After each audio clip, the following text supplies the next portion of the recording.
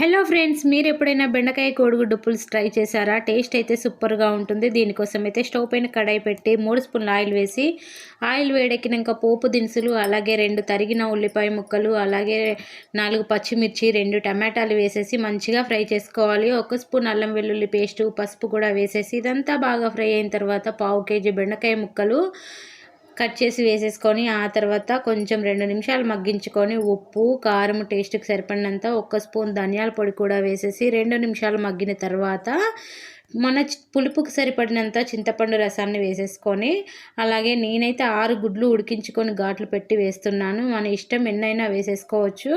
పులుపుకు సరిపడే అంత వాటర్ వేసేసుకొని మంచిగా మరిగించుకోవాలి. చివరగా ఒక చిన్న బెల్లం ముక్క, అలాగే కొంచెం జీలకర్ర, మెంతుల పొడి వేయించి చేసింది అది కూడా వేస్తున్నాను. ఇవంతా బాగా మరిగిన తర్వాత చివరిగా కొత్తిమీర చల్లేసుకొని సర్వ్ చేసుకోవటమే. ఈ పులుసులో ఎగ్స్ తింటుంటే ఉంటుంది. భలే టేస్టీగా ఉంటుంది. ఒకసారి ట్రై చేయండి.